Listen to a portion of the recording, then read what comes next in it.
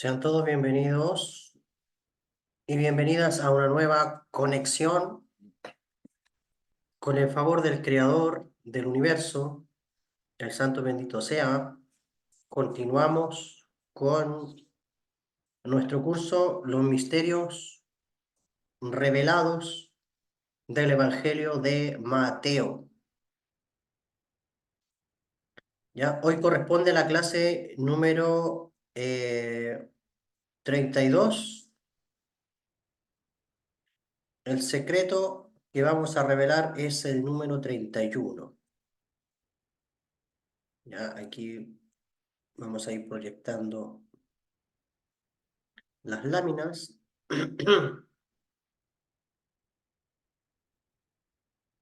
para que puedan ver de qué se trata todo esto. ¿Ya?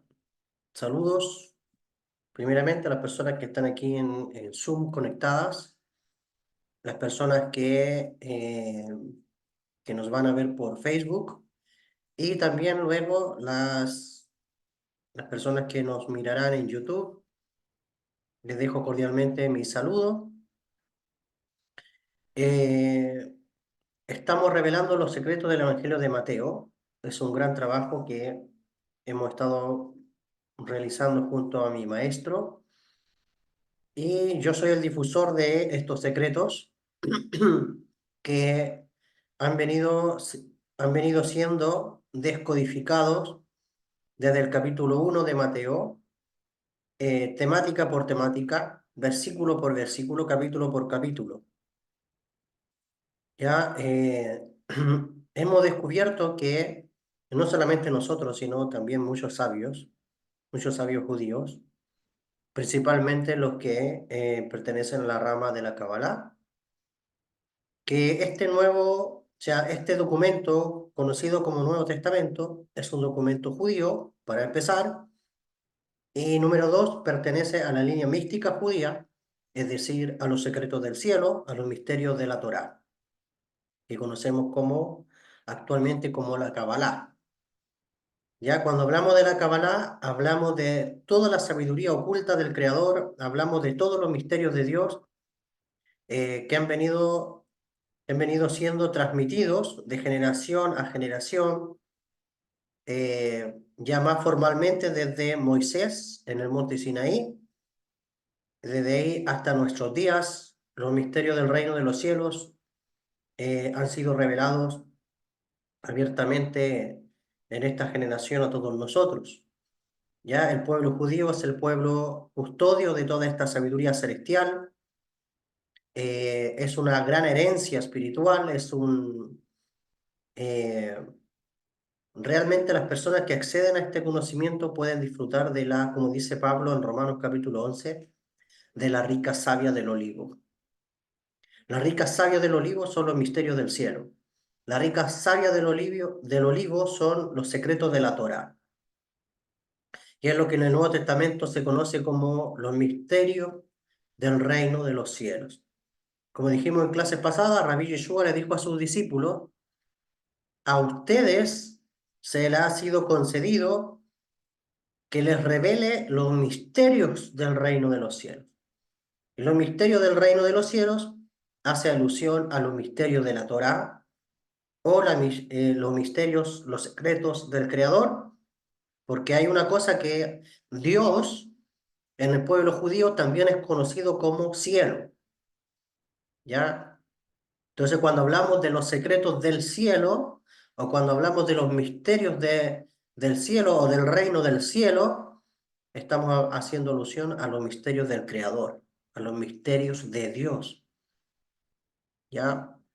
Cosa que ojo no oyó, o sea, que ojo no vio, ni oído oyó, son las cosas que Dios tiene preparado para aquellos que le aman. Clama a mí, yo te responderé y te enseñaré las cosas grandes y ocultas que tú no conoces. Todo eso hace alusión a los misterios de la Torá. Dijo el rey David en el Salmo 119, abre mis ojos para ver las maravillas de la Torá, para ver los secretos de la Torá. Entonces, todo esto tiene que ver con la dimensión espiritual de la Torá, que es una herencia muy grande que en primera instancia por muchos siglos fue custodiada por el pueblo de Israel, pero desde el año 2000 en adelante aproximadamente, las puertas del cielo y de todos estos secretos fueron abiertas para el mundo entero. ¿Ya? Así que estamos siendo una generación privilegiada de beber de la rica savia del olivo, es decir, de los misterios de la Torá. Eso es lo que trae vida, esos son los manantiales, esos son los ríos de agua viva, como dice Rabbi Yeshua, los manantiales de agua viva que fluyen desde la Torá, del mundo de la emanación, hasta nuestras vidas. El secreto que vamos a revelar es el secreto 31, está en Mateo capítulo 7, el texto literal del versículo 21 hasta el versículo 23. El texto literal es la vestimenta.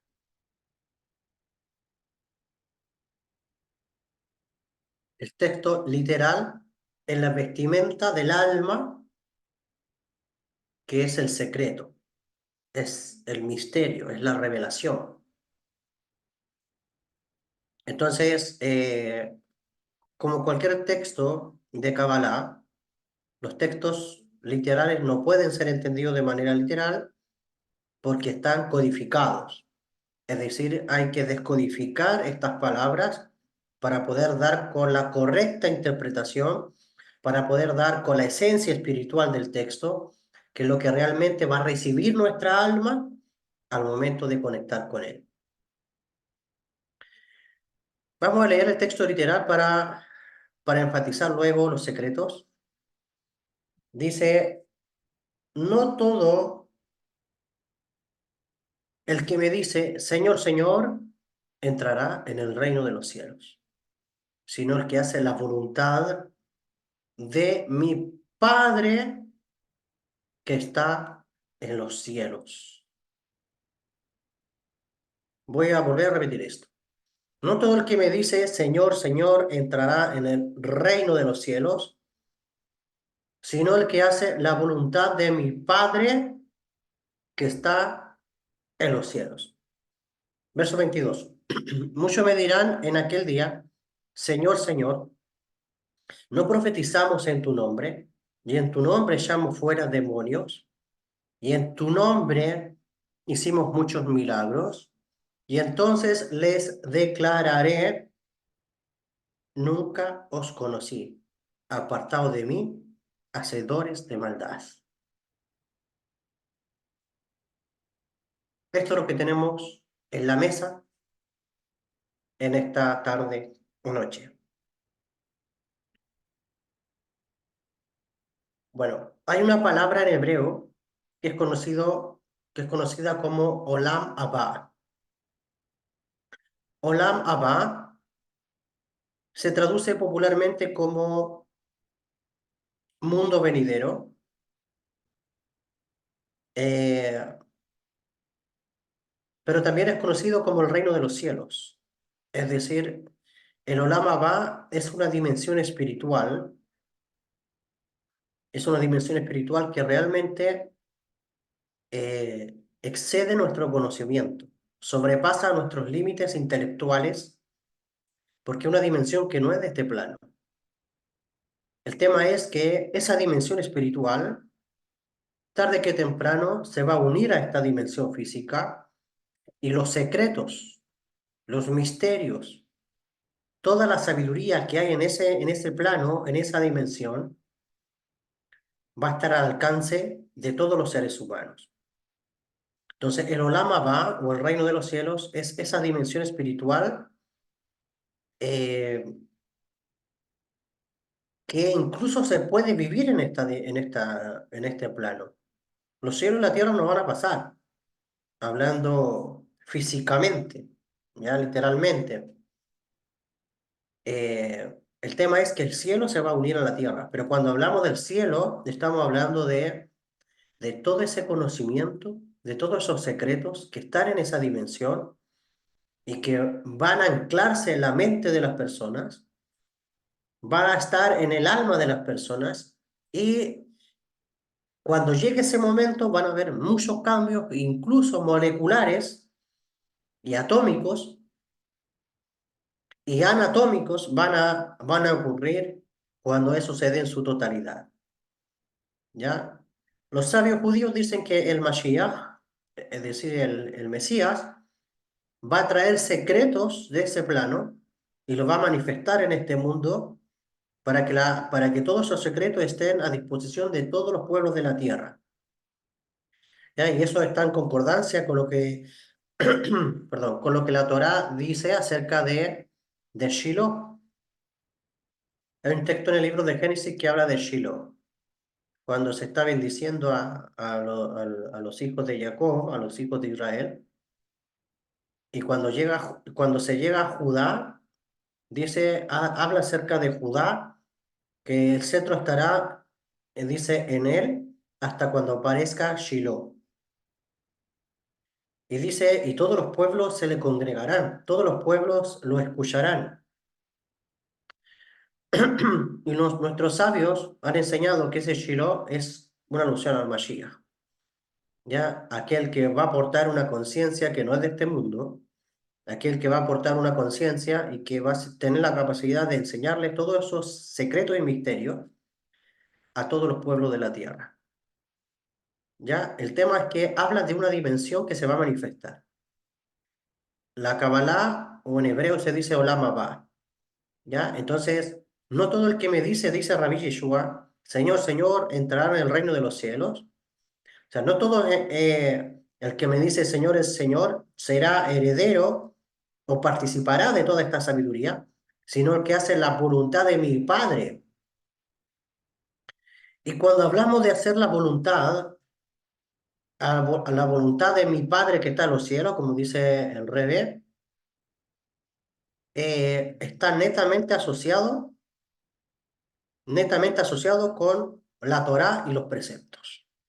Es decir, cada vez que la Torá se habla de la voluntad, en la Biblia se habla de la voluntad de Dios, netamente está haciendo alusión a los preceptos de la Torá, a los misbot, como decimos en hebreo, a los preceptos, a los mandamientos, porque esos son los que revelan la voluntad de Dios, de la manifestación de la voluntad de Dios en este plano físico.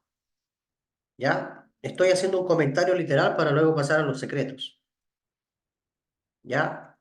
Hay una versión que dice, no todo aquel que me dice amo, amo. Ya tú tienes que también tener en cuenta de que en aquella época era común el tema de tener esclavos, de tener siervos, de tener mayordomos. Entonces, basados en esa conciencia o en esa realidad, es difícil para nuestra generación porque, aunque la esclavitud se ve de otra forma, pero antiguamente existían ciertos esclavos, ellos tenían su cierta mentalidad, tenían eh, esa conciencia de servir a un amo, ¿ya? Y de hecho, incluso hasta los rabinos eran conocidos como amos, incluso hasta los padres, ¿ya? Y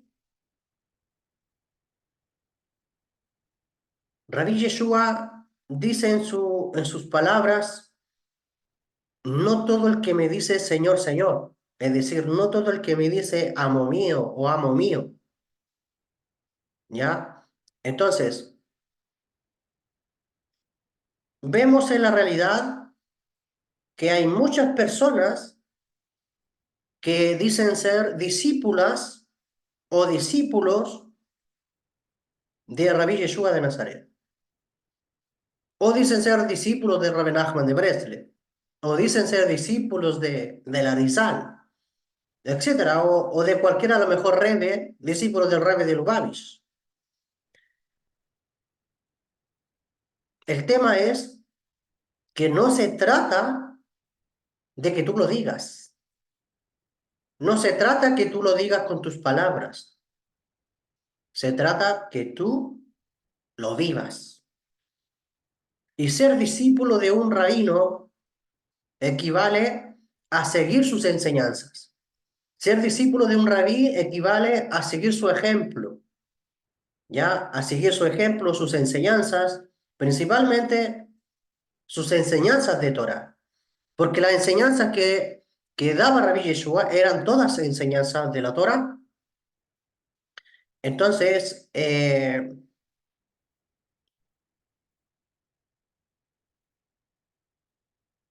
en arameo existe la palabra mari mari, que es mi maestro o mi maestro, decirle a su rebe, a su rabino. ¿Ya? Sin embargo, esto no es evidencia suficiente de que realmente sigan a ese rabí. Es muy simple afirmar que Yeshua es mi maestro. Es muy fácil decir Yeshua es mi rabí, Yeshua es mi señor, Yeshua es mi amo. Tal vez es muy simple decir el Rebbe Nachman de Breslev es mi maestro, ¿sí? Es muy fácil decir el Rebbe de Lubavitch es mi maestro, el Baal Shem Tov es mi maestro. Es muy fácil decir Rabí Sagluria es mi maestro, es mi rabí. Pero todas estas afirmaciones son inútiles si no vivimos de acuerdo con sus enseñanzas. ¿Ya? Todas estas afirmaciones son inútiles si no vivimos de acuerdo a sus enseñanzas. Es decir, por más que tú digas, Rabí Yeshua es mi rebe, es mi señor, es mi amo, pero si tú no sigues sus enseñanzas, entonces prácticamente tú estás hablando palabrerías. ¿Sí? Entonces, ¿de qué se trata todo esto? De que tú tienes, si realmente consideras que Rabbi Yeshua es tu maestro, entonces tú tienes que seguir la enseñanza de tu maestro. Es como dijo en una entrevista el maestro Albert Goslan, dijo, Jesús, dijo, fue un judío ortodoxo, esenio, él enseñaba Kabbalah, y dice, él era muy estricto, enseñó a algunos pocos, pero lo que no veo es que sus seguidores sigan realmente sus enseñanzas. Pero si Rabbi Yeshua fue un judío estricto en la Torá, ¿por qué sus seguidores no estudian la Torá? Si Rabbi Yeshua fue estricto en cuanto a los preceptos del cielo, incluso dijo todo aquel que no los, no los practica ni los enseñe, será llamado pequeño en el reino de los cielos. Él mismo dijo, ni se les pase por la mente, no penséis que yo he venido a quitar la Torá ni los profetas. Ese no es mi labor. Yo he venido a cumplirla, yo he venido a trazar, yo he venido a poner cumplimiento. Pero no necesariamente está hablando de profecía ahí, está hablando de los preceptos. Porque si tú estudias, y como lo estudiamos en Mateo capítulo 5 en adelante, Rabbi Yeshua empieza a hablar de los preceptos de la Torá. Oíste que fue dicho, no matarás, es un precepto de la Torá.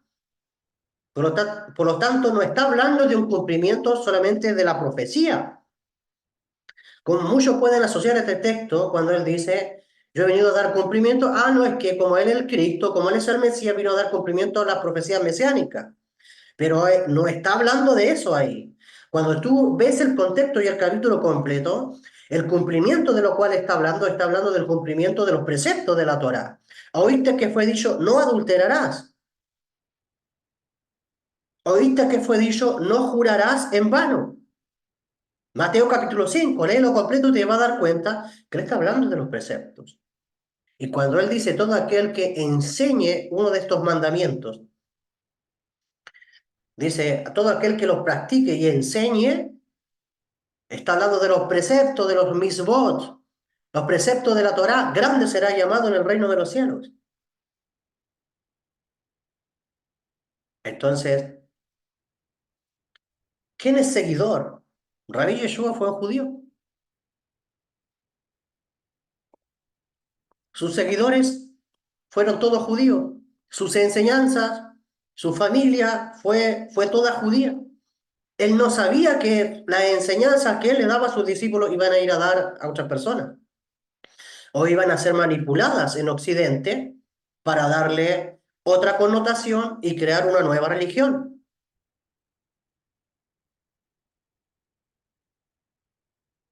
Entonces,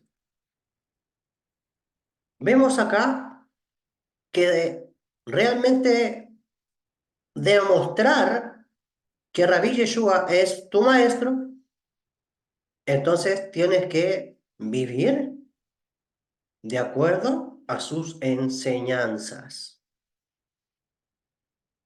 Entonces, toda la predicación, por ejemplo, en el Sermón del Monte, de la montaña, comenzó con la declaración de que la Torá no ha sido abolida, que cada detalle en ella es importante y que aquellos que enseñen lo contrario serán los menores en el reino, agregando que debemos esforzarnos a vivir una vida justa para poder entrar en el reino, como dice Mateo capítulo 5 del verso 17 al 20. Entonces, estos son los que hacen la voluntad de su Padre, es decir, los que obedecen la Torá, en la que está escrita la voluntad de Hashem. Hay muchos por ahí que afirman ser seguidores de Rabbi Yeshua, que en realidad lo tergiversan más encima a él, tergiversan sus enseñanzas, y son aquellos que no solo afirman ser sus seguidores, sino que también realizan milagros en su nombre. Y sin embargo, la tradición en la que fueron criados ha ignorado la verdad de sus enseñanzas. Es como yo el otro día le decía a unos amigos, hay muchas personas que se centran en el personaje, la figura, en la persona de, pero no sigue sus enseñanzas. Entonces, la religión está más pendiente de su persona que realmente de sus enseñanzas. Y él constantemente habla de sus enseñanzas. Entonces, aquí en el texto que leímos, muchos van a decir, amo mío, Señor, Señor, ¿no profetizamos en tu nombre? Y en tu nombre echamos fuera demonios. Y en tu nombre hicimos muchos milagros. Es decir, que hay personas que pueden decir seguir a Rabbi Yeshua. E incluso pueden manifestar profecía. Pueden decir, profeticé. Pueden decir, hice milagro en tu nombre. ¿Sí? Eché fuera demonios en tu nombre.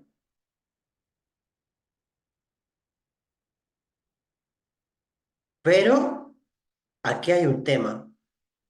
No se trata de quien diga, ni se trata aquí de quien profetiza, no se trata de quien profetiza. No se trata de quien hace milagros. No se trata de quien echa fuera demonios. Se trata de aquel que hace la voluntad de nuestro Padre que está en los cielos. Y la voluntad de nuestro Padre que está en los cielos es la Torá. Esa es la Torá. Y eso grábatelo muy bien. Entonces, aquí vemos algo que a lo mejor puede golpear la conciencia. Entonces, el tema es, ¿por qué estamos lejos de la enseñanza de la Torá? ¿Por qué hay muchas almas que se han alejado de la enseñanza de la Torá? Distorsionaron a Rabbi Yeshua, distorsionaron sus enseñanzas, alejaron a las almas, principalmente de entre las naciones, del verdadero culto a Hashem, han profanado el nombre de Dios, y vemos también que hay gente que ha descarriado a la gente. Entonces Rabbi Yeshua dice, respecto a estas personas, nunca os conocí.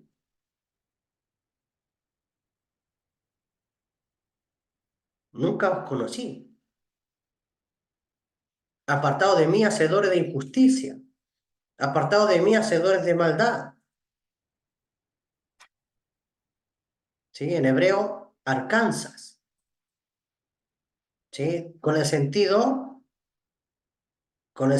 de de una persona pervertida, malhechora. Se muestra en el Targum de Mishlei 29-27 como lo opuesto a un sadik, como lo opuesto a una persona justa.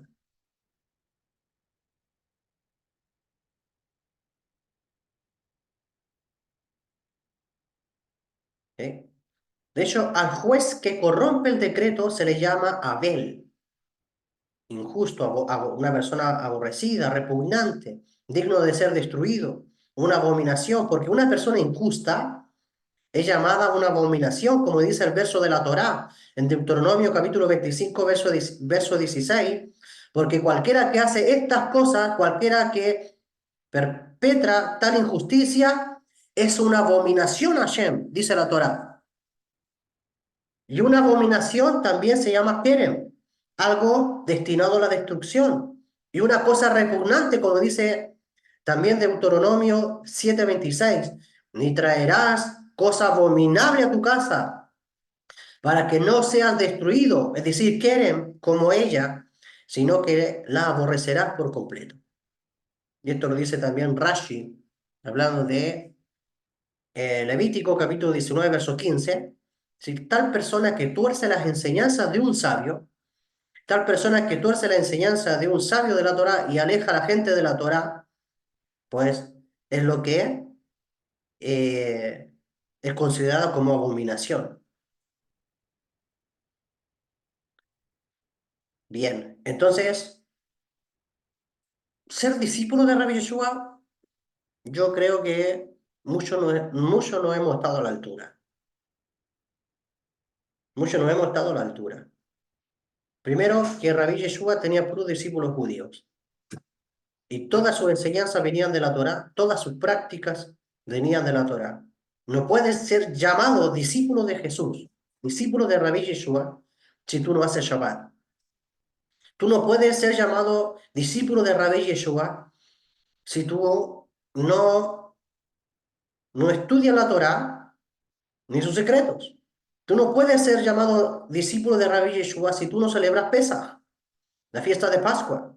No puedes ser llamado discípulo de Rabbi Yeshua si tú no haces Shabbat, si tú no celebras Rosh Hashanah. ¿Cómo puedes ser llamado discípulo de Rabbi Yeshua cuando este rabí no violó ni una letra de la Torá? Es decir, todo, y no solamente eso, sino que cuanto los sabios también enseñaron, él también enseñó y también practicó. Rabbi Yeshua también enseñó acerca de la purificación. Una persona que no va a la migbe, una persona que no se purifica en aguas vivas, ni entra ni conecta con Binah, el mundo espiritual, ¿cómo puede ser considerado como discípulo de Rabbi Yeshua?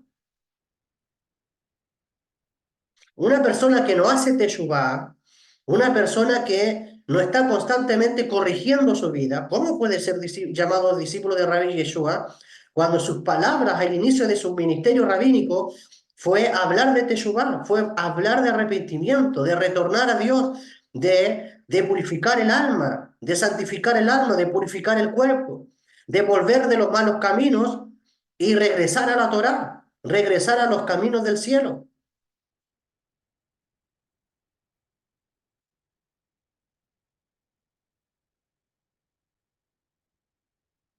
Entonces, así podríamos ir enumerando cada cosa que él hizo, cada cosa que le enseñó, y realmente nos daríamos cuenta que los seguidores hacen otra cosa.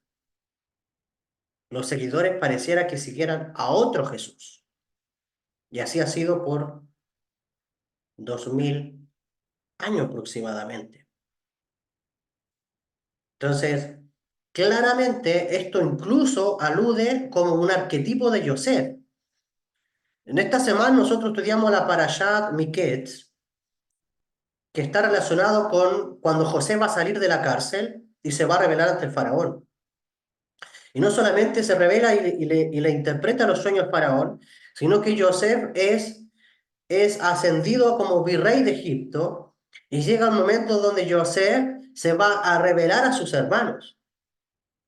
Entonces, Rabbi Yeshua es algo parecido, porque a Joseph Hasadik, a José, En Egipto le cambiaron el nombre, Safenat Panea, le pusieron un nombre nuevo. Es decir, los gentiles, las naciones, no lo conocían como José, lo conocían con el nombre que Faraón permitió que lo llamaran en Egipto. Lo mismo sucede con Rabí Yeshua. Rabí Yeshua, todo el mundo lo conoce como Jesús de Nazaret, pero los gentiles conocen otra faceta, no conocen realmente su auténtica identidad,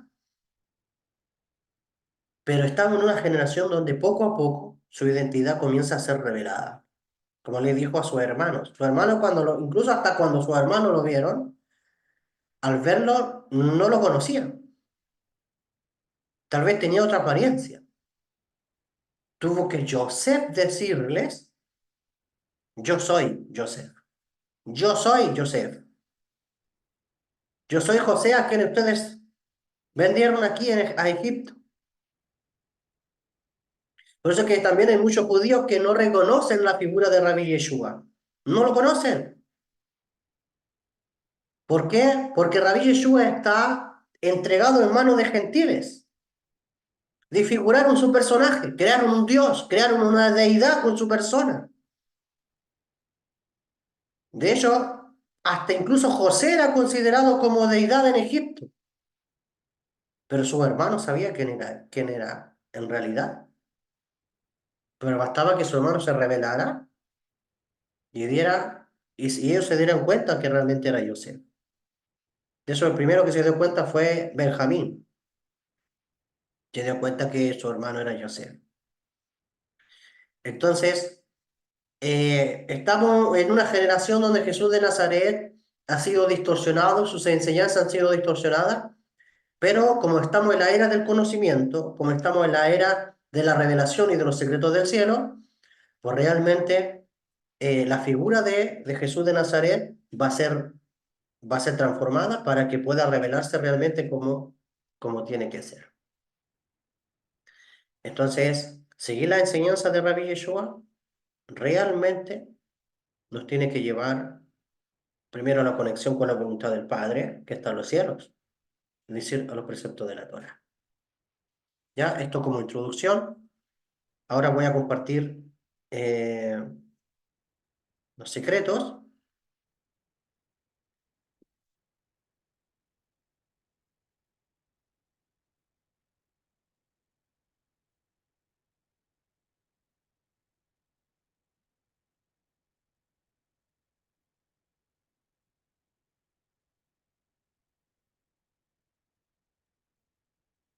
El primer extracto de este secreto nos dice que para hacer la voluntad del Creador hay que conocerlo.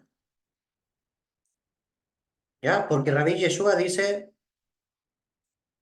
sino el que hace la voluntad de mi Padre que está en los cielos. La pregunta es, ¿cómo tú haces la voluntad de alguien si tú no lo conoces?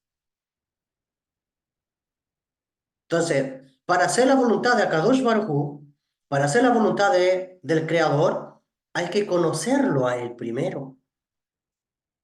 Es decir, si nosotros no conocemos al Creador, no vamos a poder hacer su voluntad. Entonces, primera visión, primera actitud, primera cosa a considerar en este texto es que si yo quiero hacer la voluntad de Dios, primero tengo que conocerlo. Entonces nace otra pregunta. ¿Cómo puedo conocer a un ser que es invisible? Como dijo el Rambam Maimónides en los 13 principios de fe judía, que el creador no es corpóreo ni tiene aspecto corporal. Entonces, ¿cómo yo puedo conocer a alguien que es invisible? ¿Cómo puedo conocer a alguien que es incorpóreo?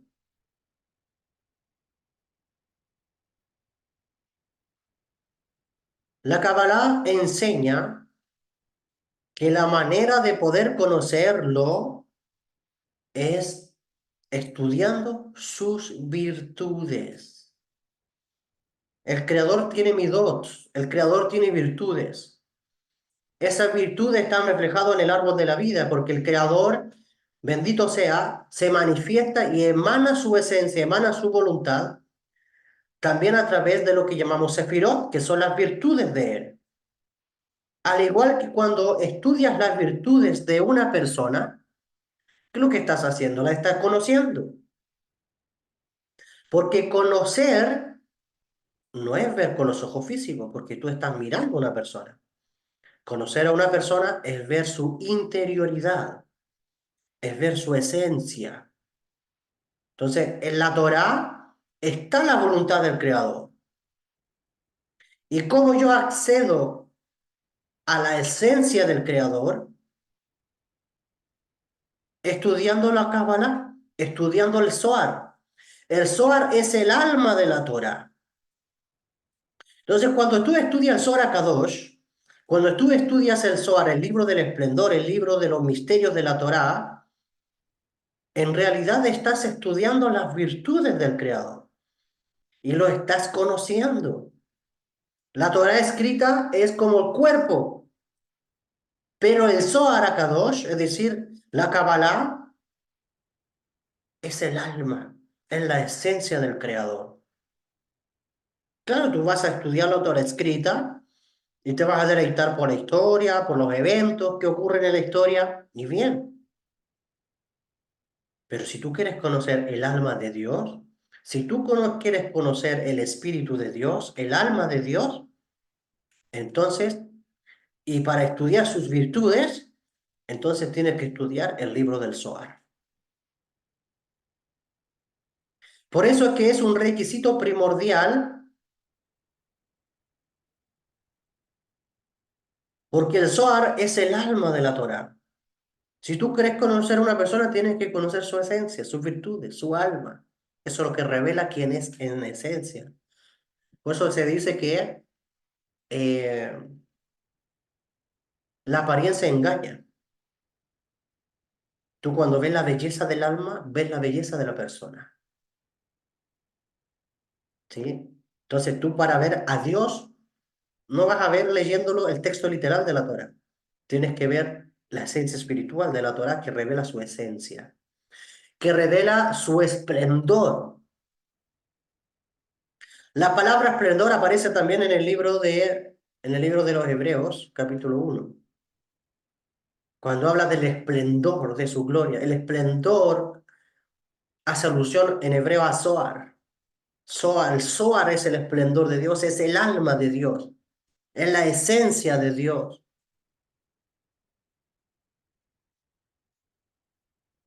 Entonces, la forma de conocer al Creador es estudiando la Cábala. ¿O ya? O si te adentras el estudio de la Torá, tienes el Zohar que revela la esencia, las cualidades de Dios, que es un libro de un alto voltaje espiritual.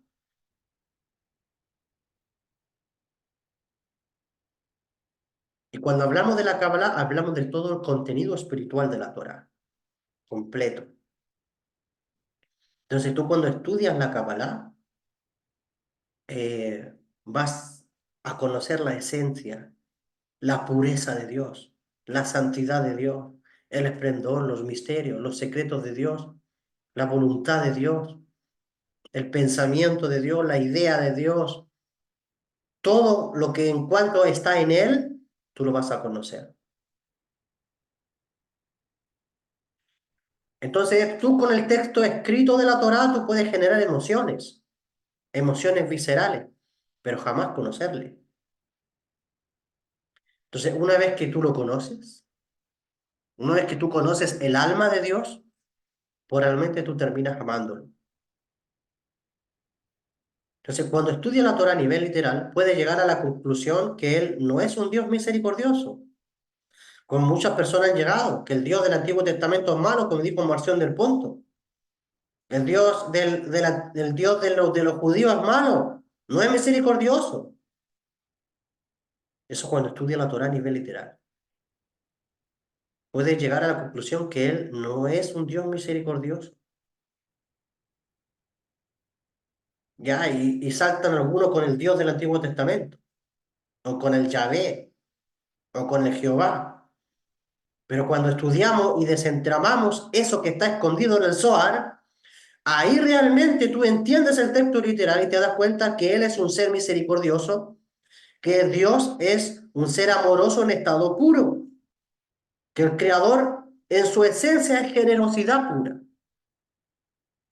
Pero eso solamente sucede cuando tú conoces el alma de Dios. El alma de Dios, el esplendor de Dios, es el Zohar HaKadosh, el libro del esplendor.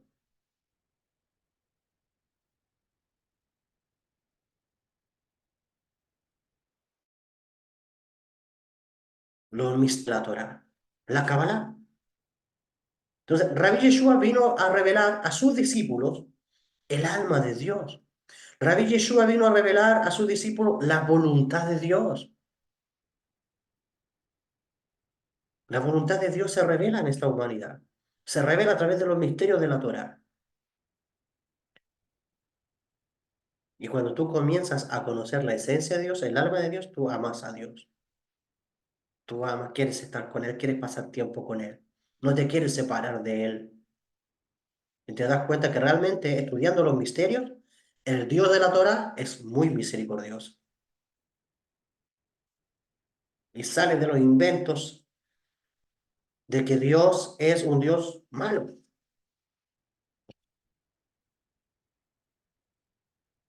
Entonces, ¿qué es lo que hace la Kabbalah? La Kabbalah revela la interioridad de los textos. Y la interioridad del texto es la interioridad del Creador. Es el alma.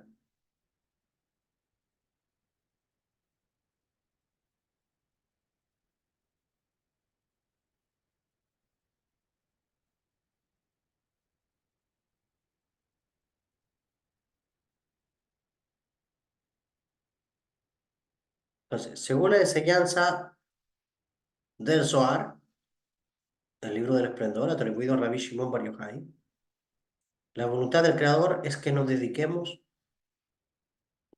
a buscar personas y traerlas a una estrecha relación con Él, como lo hizo Moshe Rabenu. Y vemos la metáfora de la Torá, Moisés saliendo a buscar a una oveja en el monte que se le había descarriado.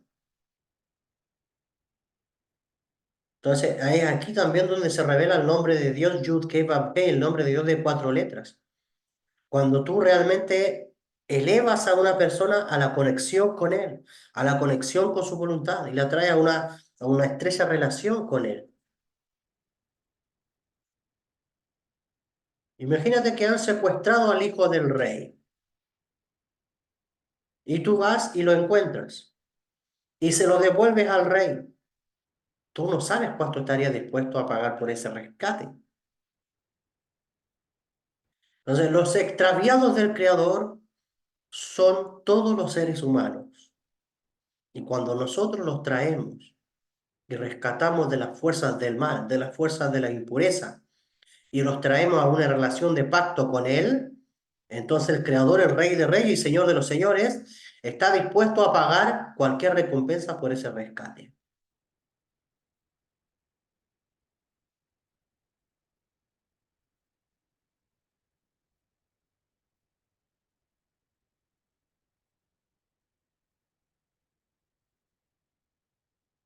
Entonces, si nos dedicamos a cualquier otra labor, y menos a esta labor del cielo, seremos declarados hacedores de maldad y no heredaremos el Olam Abba.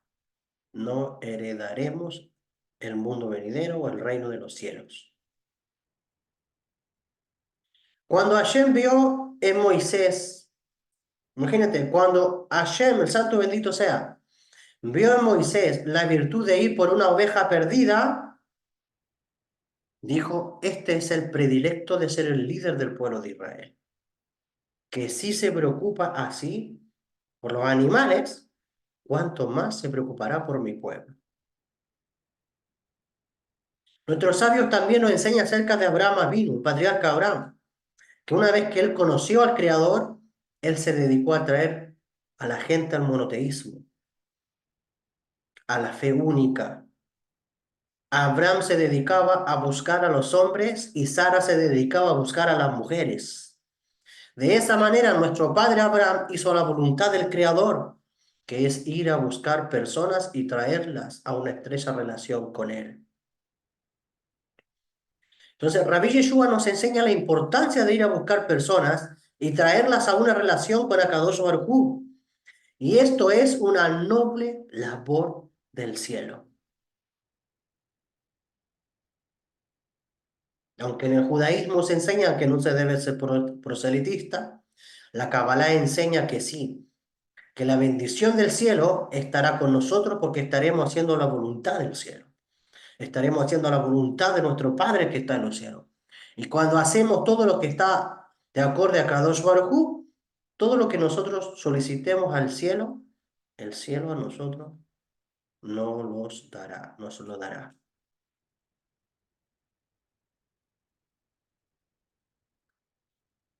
Bien, dicho todo esto, concluimos entonces el secreto número 31 de nuestro curso. No sé si hay preguntas o comentarios al respecto. Antes de despedirnos, le dejo la palabra.